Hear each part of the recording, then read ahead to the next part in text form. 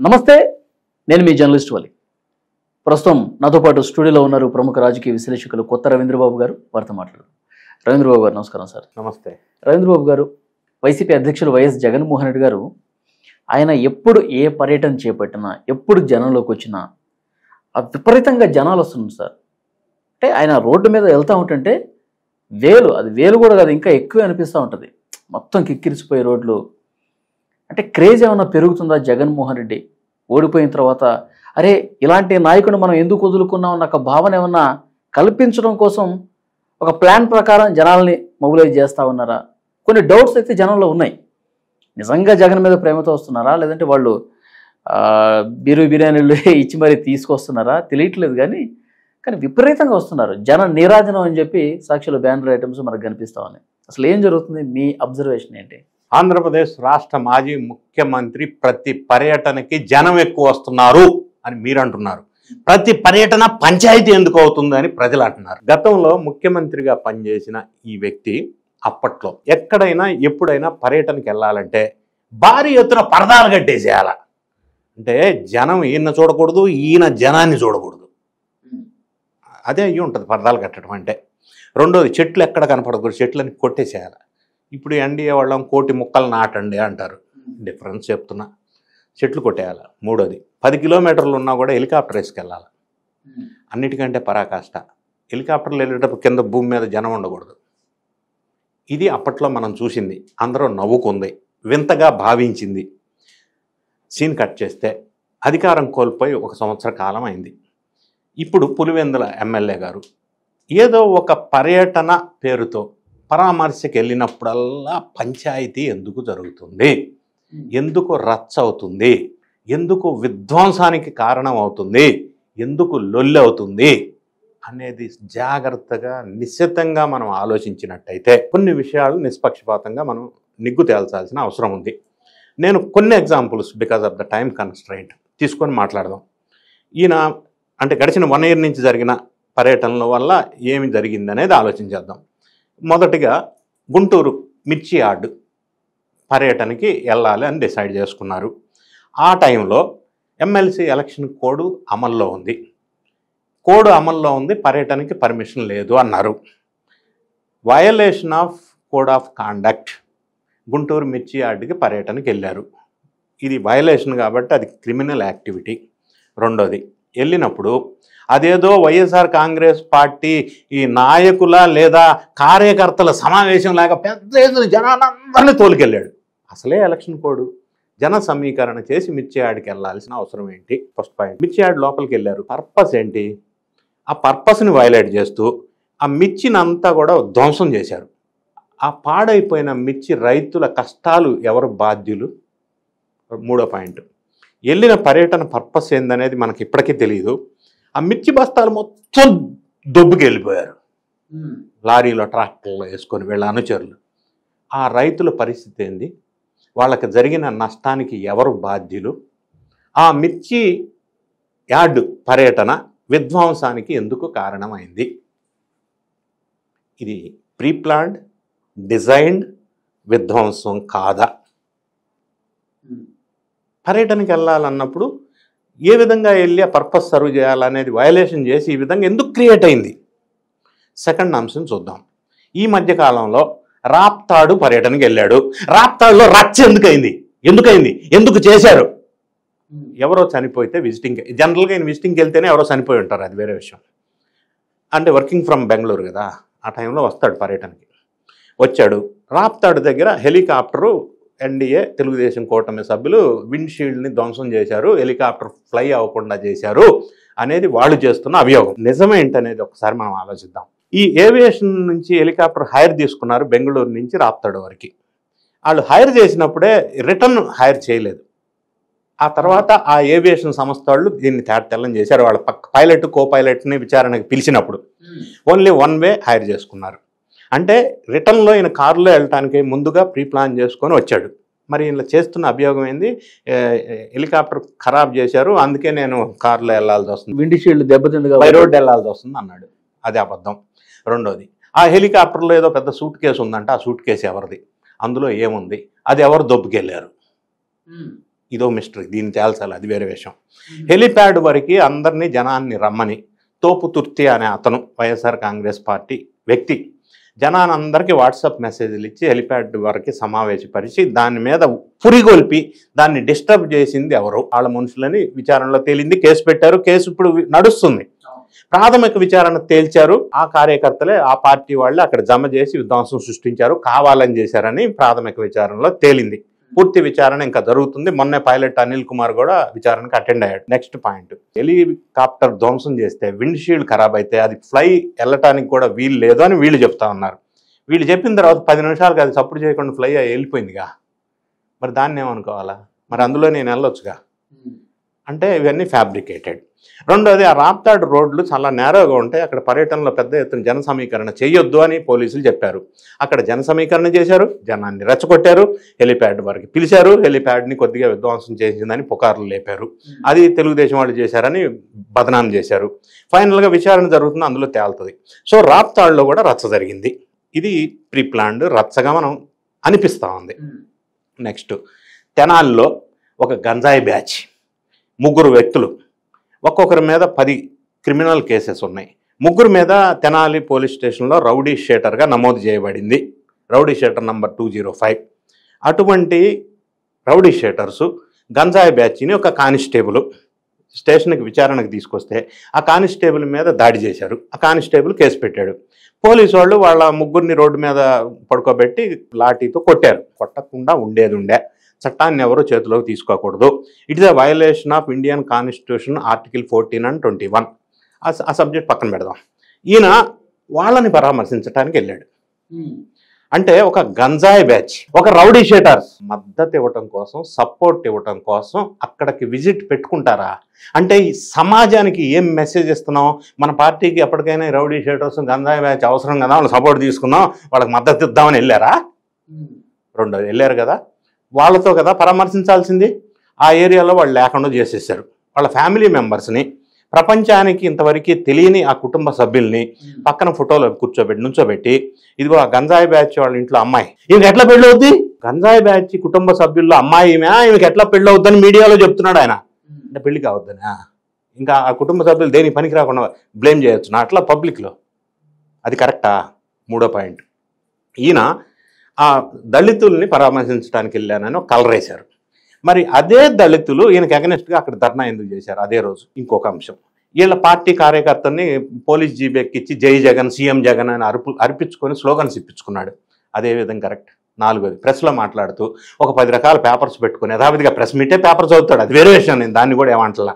పేపర్లన్నీ అటు ఇటు కన్ఫ్యూజ్ అయిపోయి తెనాల్లో వీళ్ళు నేరం చేస్తే మంగళగిరి వెళ్ళి అరెస్ట్ చేస్తారా అంటాడు.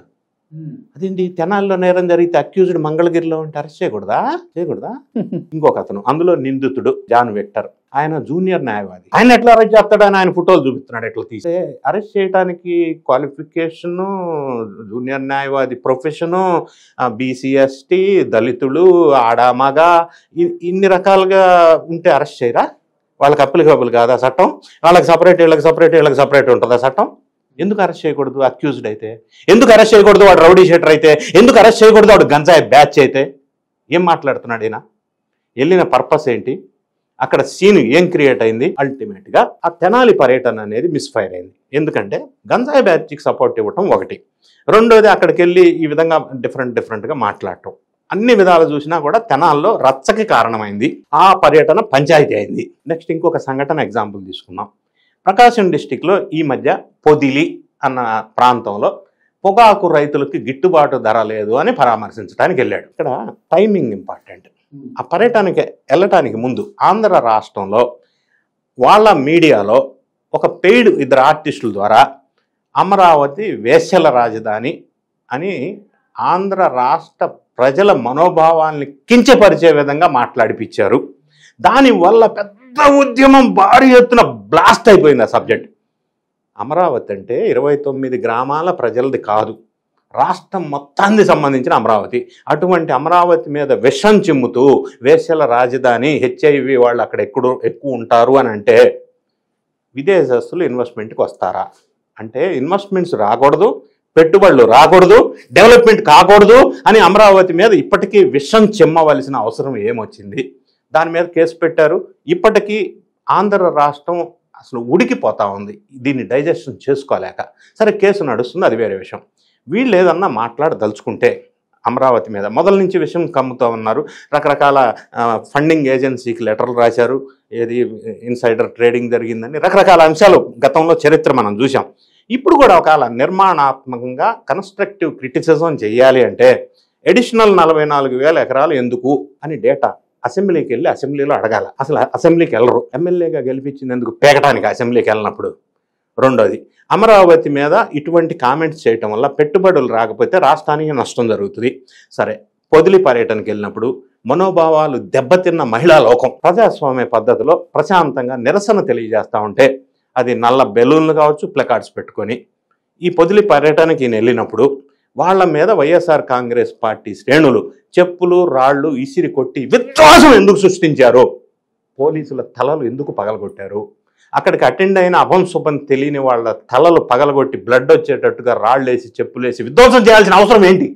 ఈ నెల వెళ్ళిన పర్పస్ ఏంటి? చేసిన విధ్వంసకాండ ఏంటి?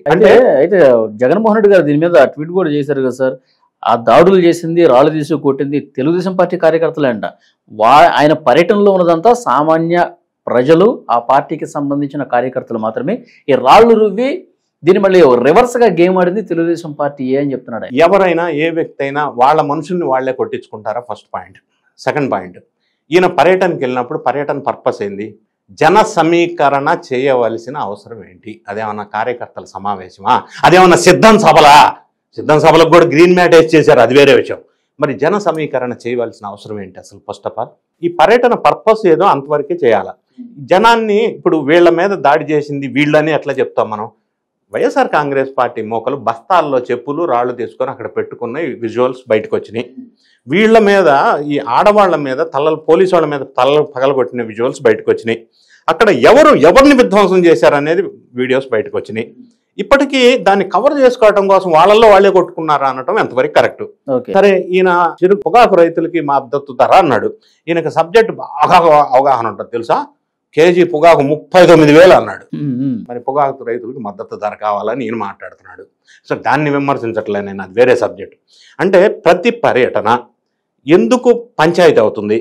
ప్రతి పర్యటన ఎందుకు రచ్చ అవుతుంది? ప్రతి పర్యటన ఎందుకు విధ్వంసాలకి కారణం అవుతుంది అని ఈ జస్ట్ కొన్ని ఎగ్జాంపుల్స్ వల్ల పరిశీలించినట్టయితే శాంతి భద్రతల అంటే ప్రాబ్లం క్రియేట్ చేసి రాష్ట్రానికి పెట్టుబడులు రాకుండా చేయటంలో కుటిల రాజకీయ నీచ నికృష్ట క్రీడలో భాగంగా ఈ విధంగా ప్రీ ప్లాన్ చేస్తున్నారా అని అనుమానాలు బయటికి వస్తూ ఉన్నాయి.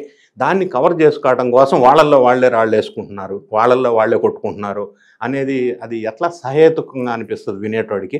సో ఇప్పటికైనా కూడా ప్రజల్లో ఆదరణ రావాలంటే నిర్మాణాత్మకమైన సలహాలు సూచనలు ఇచ్చి ఎక్కడ ఏ విధంగా కన్స్ట్రక్టివ్గా మాట్లాడాలో డేటా బేస్డ్ మాట్లాడితే వీళ్ళకి పార్టీకి గౌరవం పెరుగుతుంది. ఇదే విధ్వంసకాండే లక్ష్యంగా పెట్టుకొని వెళ్తూ ఉంటే ప్రజల ఆదరణ ఇంకా తగ్గిపోయే ప్రమాదం ఉంది. ఇది వాళ్ళు గ్రహించాలని. సరే, ఇంకొక చర్చ కూడా జరుగుతుంది. జగన్మోహన్ రెడ్డి గారి పర్యటనలో విపరీతంగా జనం వస్తున్నారు. అసలు ఆయన కాలు కింద పెట్టలేని పరిస్థితి కూడా ఉంది. కనీసం పోలీసుల చేత భద్రత కూడా చేయాల్సినట్టుగా చేయట్లేదు. మిర్చియాడ్ చూసుకున్నా, ఇంకో దగ్గర చూసుకున్నా, రాప్తాడులో చూసుకున్నా కంట్రోల్ చేయలేకపోతుంది. పోలీసుల్ని తగినంతగా మోహరించి జగన్మోహన్ రెడ్డి గారికి భద్రత కల్పించట్లేదు అని క్రియేట్ చేయడం కోసం ఈ గందరగోళాలని జరుగుతుంది. అంటే ఇక్కడ వాళ్ళు అలిగేషన్ మీరు పాయింట్ రైజ్ చేశారు. ఇందులో రియాలిటీ ఏంటంటే అసలు పర్యటన పర్పస్ ఏంటి? ఈయన జన సమీకరణ చేసి పర్యటనకి ఎందుకు వెళ్తున్నాడు? మనం ఈ యాంగిల్లో ఆలోచించాలా. పర్యటనకి వెళ్ళేటప్పుడు జన సమీకరణ ఎందుకు చేస్తున్నారు? రెండోది, ఈ పోలీసులు కంట్రోల్ చేయాలంటున్నారు. మీరు మిర్చియాడ్ ప్రస్తావన చేశారు, గుంటూరు మిర్చియాడ్. అసలు you are not suppose to enter there, it is a violation of code of conduct. Violation చేసి నువ్వు వెళ్తా ఉంటే నీకు పోలీసు భద్రత ఎందుకు ఇస్తారండి? నాకు అర్థం కాదు. చేయకూడని పని నువ్వు చేస్తా ఉంటే పోలీసులు భద్రత ఇస్తారా నీకు? What is this non sense thinking? ఈ ఆలోచన ఏంటి? వికృతమైన ఆలోచన ఏంటి? ఒకటి. రెండోది, పర్పస్ ఏంటి? నువ్వు చేస్తున్నది ఏంటి? జన సమీకరణ చేసి రచ్చ ఎందుకు చేస్తున్నారు? నేను చెప్పిన ఇప్పుడు ఎగ్జాంపుల్స్ ప్రకారం ఇవన్నీ వదిలేసి నేను వెళ్తుంటే జనం ఎక్కువ వస్తున్నారు. నువ్వు జనం ఎక్కువ రావడానికి అదేమన్నా పబ్లిక్ మీటింగ్ పెట్టావా? చనిపోయిన వాళ్ళని పరామర్శించడానికో లేకపోతే బాధితుల్ని సపోర్ట్ ఇవ్వడానికో వెళ్తున్నావు. మరి జన సమీకరణ ఎందుకు చేయాల్సి వస్తుంది? దానికి సంబంధం ఏంటి? జగన్మోహన్ రెడ్డి గారికి క్రేజ్ బాగా ఉంది, జనం కోరుకుంటున్నారు, ఆయన రోడ్డు మీదకి వస్తే చాలు విపరీతంగా మా అభిమాన నాయకుడు వచ్చాడని చెప్పి లక్షలాలుగా తండోపతండాలుగా తరలిస్తున్నారంట. ఓకే, ఇది కరెక్టే అని అనుకుందాం. 151 నుంచి 11కి రావుగా అప్పుడు. ఒకటి. రెండోది, ఆఖరికి తల్లి చెల్లి కూడా ఏం విమర్శిస్తున్నారు ఎవ్రీడే. ఈ సంఘటనలు ఏంటి, వీళ్ళు మాట్లాడేదండి అన్ని సింక్ అవ్వట్లేదుగా, దానికి ఒకటి మ్యాచ్ అవ్వట్లేదే. ఇంకొక పాయింట్, ఈ పార్టీలో A2లు A3లు A4లు A100లు మొత్తం బయటికి వెళ్ళిపోతున్నారుగా, పొలోని పారిపోతున్నారు పక్క పార్టీలకి. ఇంకా లిస్టు పెద్దగా ఉందంటున్నారు. ఇంకో బ్యాచ్ ఉంది, అక్రమాలు చేసిన సంఘటనలన్నీ వెలుగులోకి వస్తున్నాయి, సక్రమంగా జైలు బాట పడుతున్నారు. ఆ జైలు బాట పడుతుంటే మళ్ళీ వాళ్ళని పరామర్శించడానికి వీళ్ళు జైలు బాట పడుతున్నారు. ఈ విధంగా పార్టీ మునిగిపోతున్న పడవలాగా తయారైంది. ఫర్ ఎగ్జాంపుల్ లిక్కర్ స్కామే తీసుకుందాం, పెద్ద స్కాము. ఈయన అంటాడు లిక్కర్లో స్కామే జరగలేదంటాడు ఒక మాట. ఇంకో మాట అంటే వాడు అరెస్ట్ చేస్తారు, నన్ను కూడా చేసుకోనండి, చేస్తే ఏమవుద్ది, జైలుకి వెళ్తాం, జైలు మాకు కొత్త ఏంటి. ఓ పక్కన స్కామే లేదంటాడు, ఓ పక్కన అరెస్ట్ చేస్తారంటాడు, ఓ పక్కన ధనుంజయ రెడ్డి, కృష్ణమోహన్ రెడ్డి, గోవిందప్పన్ బాలాజీని ఎందుకు అరెస్ట్ చేశారు, పిఎస్ఆర్ ఆంజనేయులు ఎందుకు అరెస్ట్ చేశారంటాడు. అంటే ఒకదానికి వాళ్ళ ఇంట్లో పెళ్లి కావాల్సిన వాళ్ళు ఉన్నారు. అచ్చా, ఇంట్లో పెళ్లి కావాల్సిన వాళ్ళని ఉంటే అరెస్ట్ చేయకూడదు అని ఏ చట్టం చెప్తుంది? పెళ్లి కావాల్సిన ఉన్నప్పుడు అక్రమాలు చేయకుండా ఉండే అరెస్ట్ అయ్యేవాడు కాదుగా. ఏమి సంబంధం లేని మాటలు ఇవి, ఒకదానికొకటి పొంతం లేని వ్యవహారం. ఇలా చేయకుండా నిర్మాణాత్మకంగా వ్యవహరించవలసిన బాధ్యతాయుతమైన పార్టీగా ఉండుంటే ఇప్పటికీ పూర్తి స్థాయిలో మునిగిపోకుండా కాపాడుకోవాల్సిన బాధ్యత ఉంది అని అనిపిస్తా ఉంది. చూద్దాం సార్, ప్రజలు కూడా అన్ని గమనిస్తా ఉన్నారు. చూద్దాం నెక్స్ట్ ఏం జరగబోతుందో. Thank you.